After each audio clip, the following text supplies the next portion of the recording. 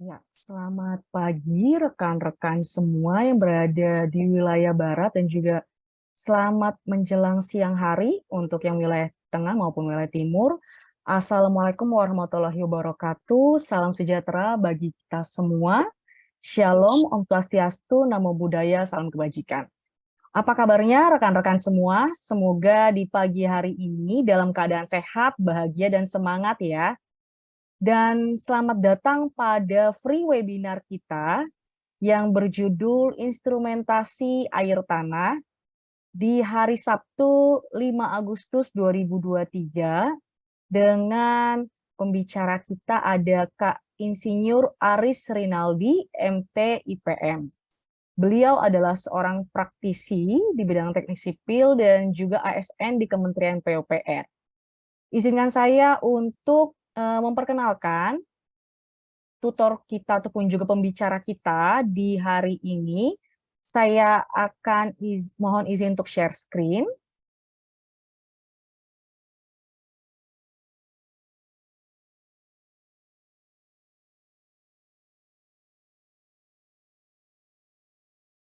Ya, untuk pembicara kita di pagi menjelang siang hari ini ada Kak Insinyur Aris Rinaldi, MT IPM.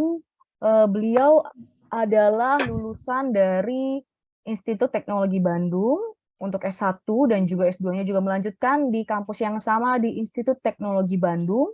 Kemudian telah mengikuti Asosiasi Profesional Engineer atau PII di tahun 2022 dan pengalaman pekerjaannya beliau adalah di tahun 2011 sampai 2012 di Sapta Indra Sejati, kemudian melanjutkan di PT Reka Patria Eka Guna dengan job desk-nya sebagai civil engineer di onshore project untuk Pertamina. Kemudian di tahun 2018 sampai sekarang beliau di Kementerian PUPR sebagai ASN. Untuk pengalaman mengajarnya, beliau itu mengikuti pembelajaran untuk transportation engineering dari tahun 2009, kemudian pun juga sebagai asisten laboratorium, dan juga sebagai lecturer ataupun dosen untuk pelatihan operasi dan pemeliharaan bendungan di PUPR, kemudian juga di tahun 2022 sampai 2023 untuk fasilitator pelatihan atau bimbingan teknis pengawasan mutu pelaksanaan bendungan, dan juga di tahun 2022 di Kementerian PUPR untuk di Kota Waringin, Kalimantan Tengah di bimbingan teknis perencanaan teknis embung.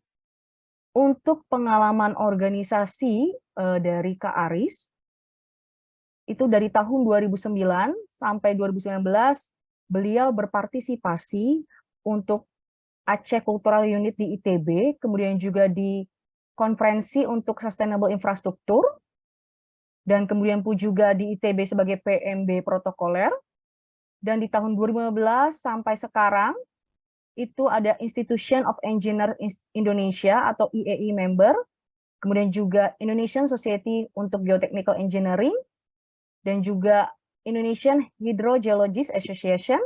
Ini tiga-tiganya dari tahun 2015 dan berlangsung sampai sekarang. Dan di tahun 2017 bergabung di Young Hydrologic Society National Representative of Indonesia. Kemudian di tahun 2019 di Indonesia National Committee on Large Dams, itu UNACOP, dari tahun 2019 sampai sekarang. Dan pengalaman di bidang internasionalnya itu beliau di tahun 2016 itu di International German Summer School untuk hidrologi di Jerman. Kemudian di tahun 2023 yang terbaru ini bergabung di finalis Dam Safety Management Science Population Contest for Belt and Road Countries di Nanjing, China. Dan beliau juga dari tahun 2008 sampai 2016 meraih beasiswa akademik maupun juga dari Indosemen maupun juga LPDP dan juga di Dutch Academicser Outstediens. Kemudian untuk publikasinya, beliau sudah banyak sekali menghasilkan berbagai papers dan juga jurnal dimulai dari tahun 2016, baik yang di dalam negeri maupun yang di luar negeri. Dan yang terbaru, beliau terpilih untuk mengikuti paper di Jerman. Saya mohon sebentar. Saya mute-kan.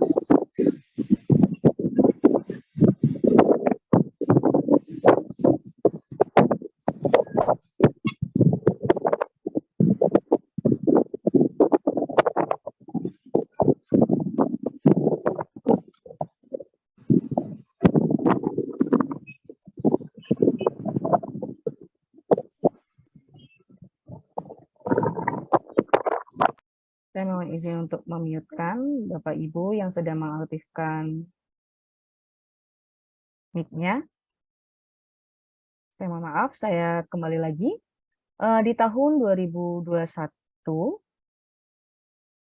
saya mohon izin, di tahun 2022, Kak Aris Rinaldi mengikuti seleksi paper dan juga present untuk Hydrogeology Study Sustainable Groundwater Monitoring of Banyu-Urip Dam, itu di Prancis. Kemudian juga di tahun 2023 yang terbaru untuk Concrete Face Rock Fill Dam di International Conference on Dam Safety Management and Engineering di bulan Maret di Kuala Lumpur, Malaysia.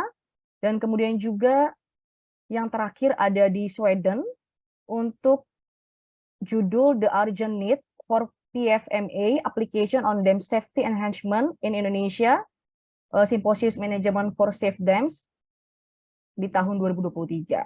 Kemudian juga beliau telah menghasilkan beberapa buku di tahun 2018 untuk hidrogeologi pertanian, di tahun 2020 untuk unsaturated hydrogeology, kemudian di tahun 2022 untuk tailing dam hydrogeology. Dan untuk beberapa penghargaan ataupun juga achievement yang sudah diraih oleh Kak Aris Rinaldi ini sudah banyak sekali juga. Dari tahun 2013 sebagai leader of the best team of rubber deposit study di Angkasa Pura. Kemudian pun juga yang terbaru adalah dari best participant osmopi training di PUPR. Kemudian juga di tahun 2022 juga Best Participant of Dam Technical Planning Training, dan juga yang terakhir adalah Finalist of Young Employee of the Year 2022 di Kementerian PUPR tahun 2022. Jadi sudah banyak sekali beberapa pencapaian begitu luar biasa dari Kak Aris Rinaldi untuk pembicara kita di pagi menjelang siang hari ini. Izinkan saya juga rekan-rekan untuk membacakan tata tertib yang sudah dibagikan di WhatsApp group. Yang pertama, peserta diharapkan mic-nya di-mute. Jadi, rekan-rekan bisa memastikan apakah mic di aplikasi rekan-rekan sudah di-mute atau belum. Karena biasanya ketika rekan-rekan masuk ke akun Zoom, itu sebenarnya sudah langsung di-mute, cuman karena rekan-rekan ingin mem-mute, tapi kan sudah posisinya mute, jadinya jadi ke-unmute. Jadi bisa rekan-rekan pastikan, karena ini untuk menjaga kekondusifan selama acara kita berlangsung.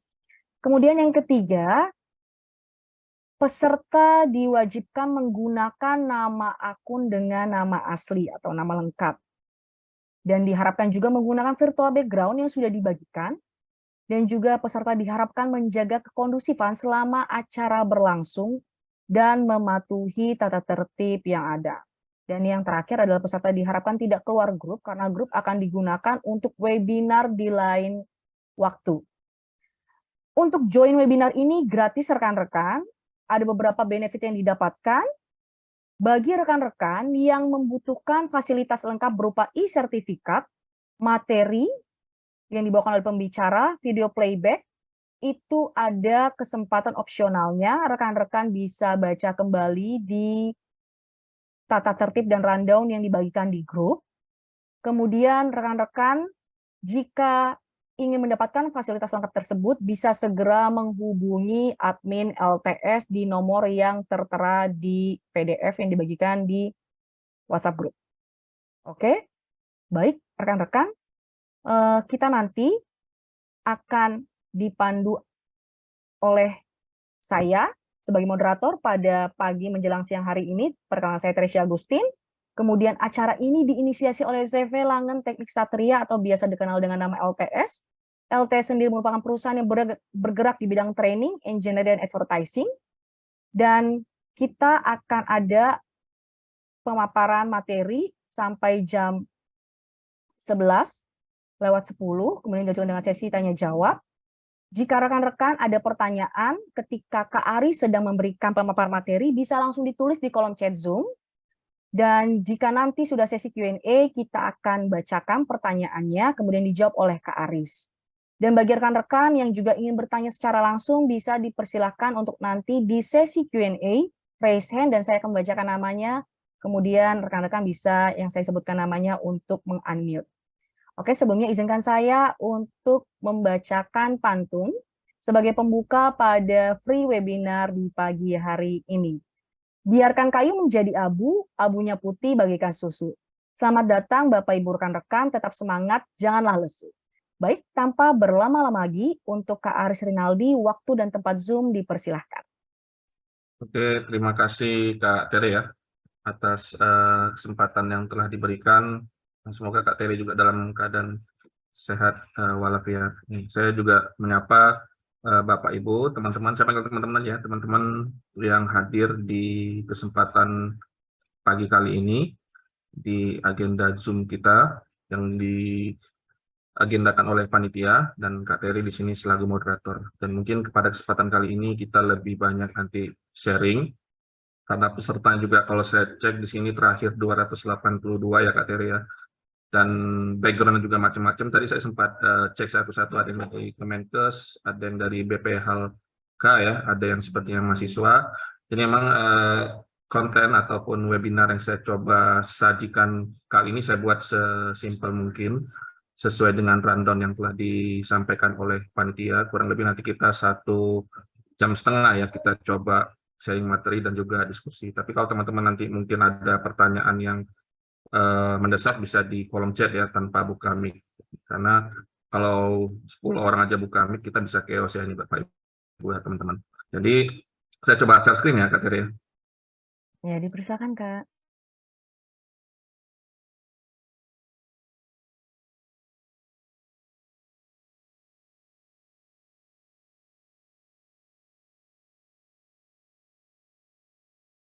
Oke ya, sudah terlihat ya teman-teman, Bapak Ibu semua.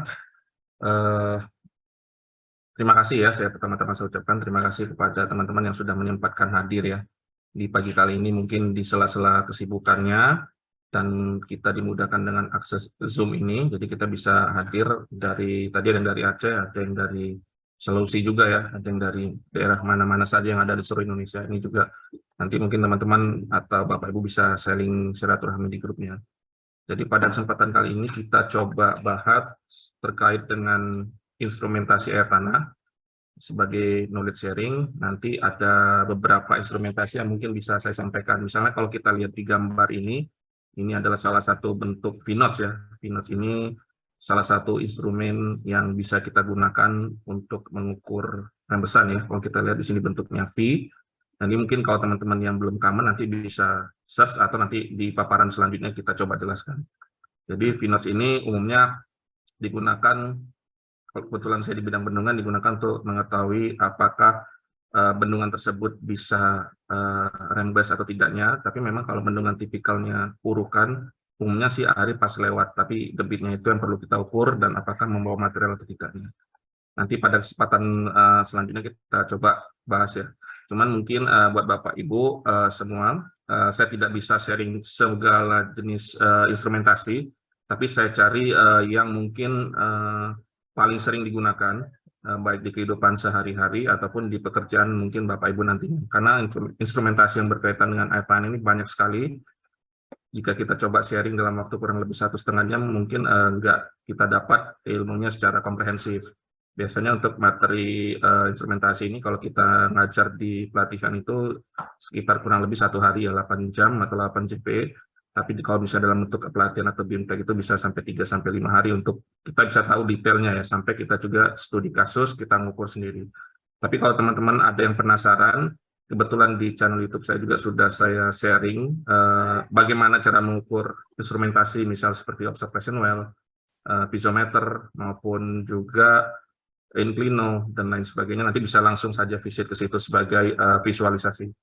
Kalau di sini kita lanjut. Di sini tadi untuk CV atau short curriculum vitae tadi sudah disampaikan oleh Kak Terry dengan lebih detail, masih sama isinya. Lalu untuk pengalaman juga sudah disampaikan oleh Kak Tere ya, dari 2011 sampai sekarang 2023, kurang lebih sekitar 12 tahun ya di bidang civil engineering. Lalu ini juga knowledge sharing yang pernah saya sampaikan, nanti mungkin jika teman-teman berkesempatan mendapatkan materinya juga bisa lihat secara langsung. Dan di sini kita coba PowerPoint ya. Poin-poin yang akan saya sampaikan secara garis besar ada 5 poin ya. Nanti teman-teman secara garis besarnya generalnya seperti apa, lalu saya sharing instrumentasinya seperti apa, lalu nanti acuan atau referensi yang mungkin teman-teman bisa gunakan sebagai landasan ketika nanti di lapangan menggunakan instrumentasi misalnya piezometer. Kita mengacu kemana sih? Nanti ada SNI-nya atau pedoman yang bisa kita reverse ke sana. Seperti itu. Saya lanjutkan.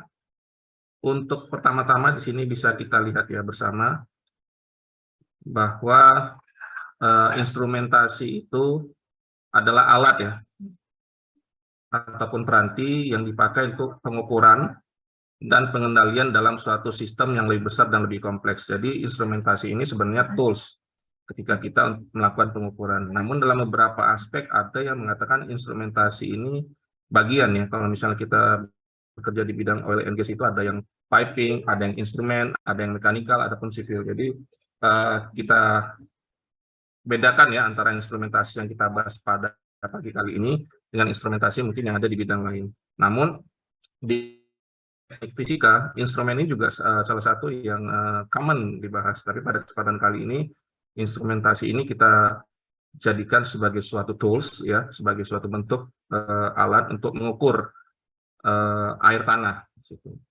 Lalu instrumentasi ini bisa berarti alat untuk menghasilkan efek suara bagi yang mungkin bekerja di bidang physical engineering atau teknik fisika itu. Biasanya instrumentasi itu untuk pengukuran akustik. Misalnya teman-teman teknik sipil mungkin memiliki pengalaman untuk membangun gedung, biasa dipasang peredam suara agar gedung tersebut aman secara noise ya dalam bentuk desibelnya. Dan secara garis besar instrumentasi itu fungsinya untuk mengukur sehingga kita bisa mendapatkan data yang series dan kontinu yang bisa digunakan untuk data atau acuan di kemudian hari. Secara garis besar seperti itu. Kita lanjut. Lalu apa sih sebenarnya manfaat instrumentasi secara garis besar? Saya bagi 3 poin besar di sini. Yang pertama yaitu untuk verifikasi desain ya, yang bertujuan untuk mengecek suatu instrumentasi yang terpasang ya. Jadi ketika kita punya desain atau kita punya objek, instrumentasi ini bisa berfungsi untuk verifikasi desain yang kita bangun di lapangan. Jadi parameter-parameter yang digunakan nantinya dapat dicek melalui instrumentasi yang terpasang. Secara umum seperti itu. Lalu untuk prediksi, nah ini juga sebagai forecast. Kalau misalnya teman-teman bergerak di bidang hidrologi, biasanya forecast-nya dalam bentuk curah hujan. Namun dalam instrumentasi ini, kita dapat memprediksi atau memperkirakan atau memforecasting kinerja suatu objek. Misal objek yang kita ukur itu adalah bendungan. Sehingga ketika nanti ketemu data ataupun pengukuran atau pembacaan yang tidak sesuai dengan sebagaimana mestinya atau anomali, lalu kita bisa tahu, oh ternyata di tahun tersebut atau di bulan tersebut data yang kita collecting itu tidak pas atau tidak bersesuaian. Lalu untuk teman-teman ataupun Bapak Ibu yang bergerak di bidang akademisi ataupun riset, manfaat dari instrumentasi ini bisa sebagai tools juga untuk mengukur kinerja atau perilaku, misalnya objek di sini dalam bentuk bendungan, sehingga bisa dijadikan suatu kebaharuan atau masukan yang bisa digunakan untuk misalnya pekerjaan riset atau penulisan paper di kemudian hari. Jadi misalnya ketika nanti Bapak Ibu punya penelitian terkait instrumentasi di tahun 2010 sampai 2020, ternyata di 2021 tools yang digunakan berbeda lagi, lalu diukur lagi ternyata hasilnya berbeda. Nah, itu bisa jadi suatu hasil research yang nantinya bisa dipublikasikan.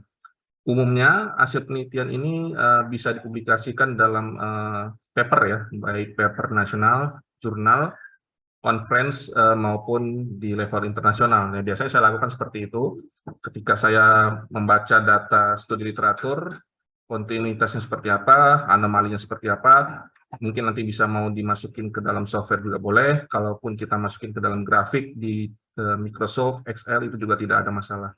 Yang penting ketika kita buat data itu dalam suatu grafik, kita bisa melihat tren-tren ataupun pola-pola yang mungkin bersesuaian saat musim tertentu. Seperti itu ya. Saya lanjut.